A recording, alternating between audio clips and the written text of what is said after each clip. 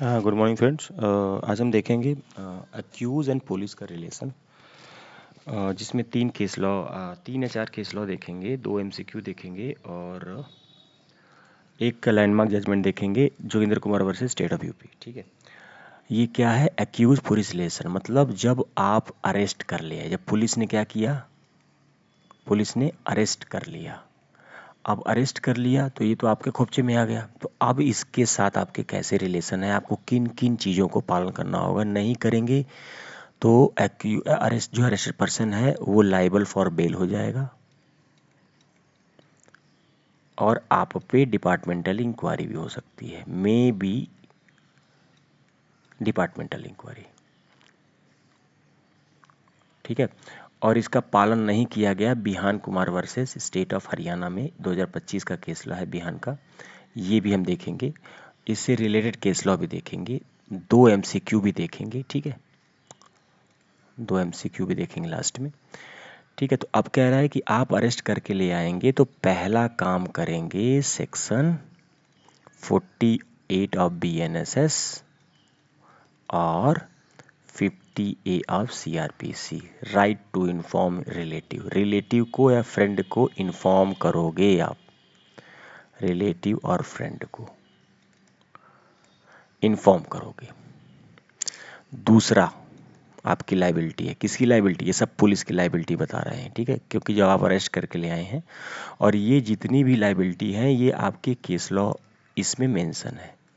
जोगिंदर कुमार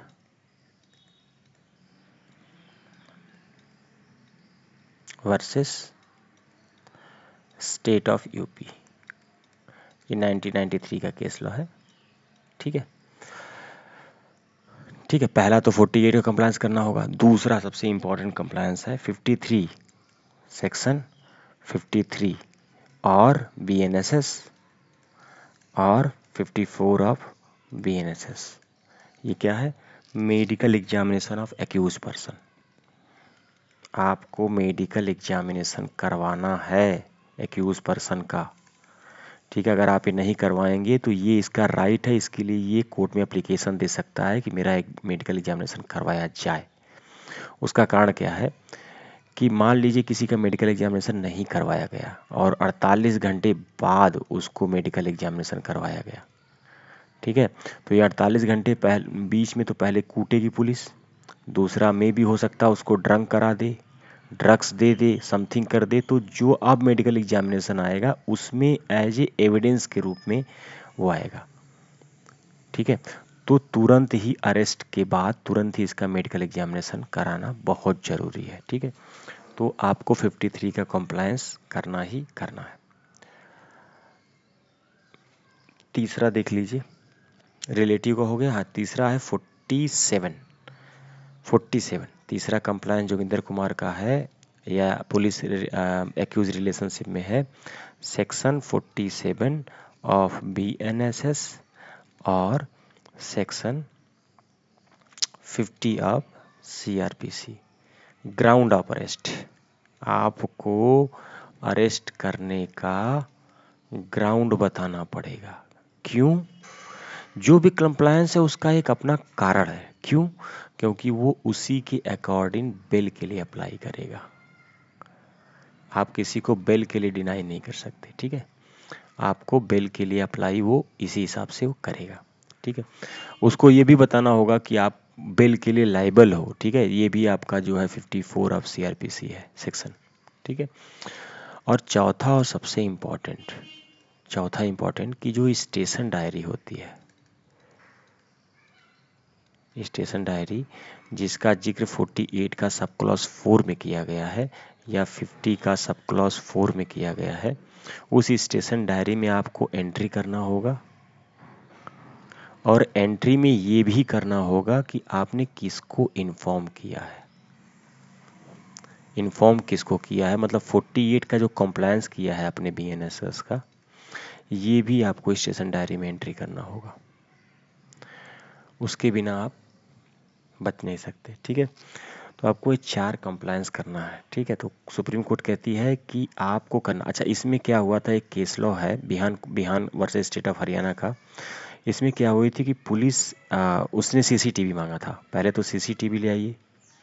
दूसरा, इन्होंने 48 का कॉम्प्लायंस नहीं किया था, वाइफ को बता दिया था ऐसे ही, ये नहीं बताया था ग्राउंड ऑफ अरेस्ट क्या है, और वाइफ को जिस लैंग्वेज में उसको समझना चाहिए, मान लीजिए गांव की थी वो जैसी भी होगी, उसको हो सकता है अंग्रेजी में बोल के चले आए होंगे, तो वो कोर्ट सुप्रीम कोर्ट कह रही है कि जो लैंग्वेज में वो कंफर्टेबल है आपको वो लैंग्वेज में बताना पड़ेगा।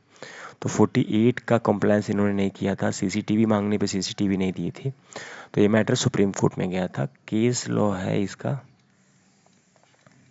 ठीक है। तो इसमें तो उसको मिल गया था, मतलब जमानत तो मिल ही गई थी, लेकिन ये इस राइट के लिए गया हुआ था। केस लॉ है बिहान वर्सेस स्टेट ऑफ हरियाणा, 2025 का केस लॉ है, ठीक है। अब ठीक है, ये देख लीजिए कि इससे रिलेटेड कौन सा केस लॉ है, जो भी मतलब Joginder Kumar versus state of UP के केस लॉ हैं, जो आपको अरेस्ट करने के बाद पुलिस और एक्यूज के रिलेशनशिप को शो करता है। और भी केस लॉ है, उन केस लॉ को भी आप नोट कर लीजिए, इसको पढ़ सकते हैं। Nilabati Behera versus state of Orissa, Nilabati Behera versus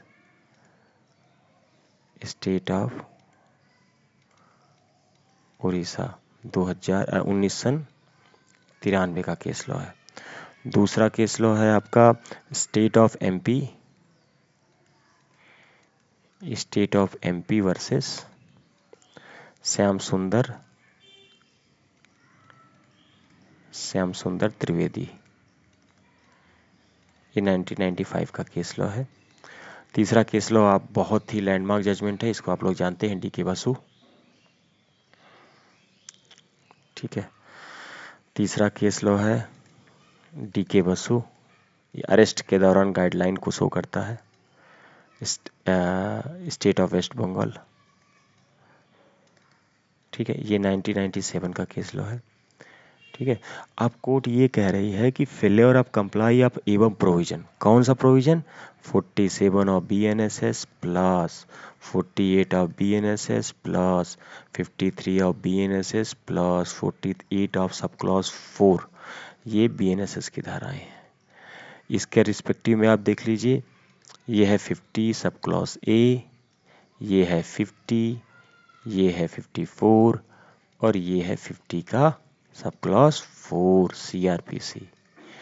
अब कह रहा है कि भैया fail to comply of this provision, ठीक है, may intend to bail of accused person, bail मिल जाएगी किसको, एक्यूज को, यदि आपने, इसी में तो बिहान कुमार में इसका कंप्लायंस नहीं किया था उन्होंने, ठीक से उसको इन्फॉर्म नहीं किया था, उसकी लैंग्वेज में इन्फॉर्म नहीं किया था, और स्टेशन डायरी में भी उन्होंने एंट्री नहीं की थी कि उन्होंने किसको इन्फॉर्म किया है, ठीक है।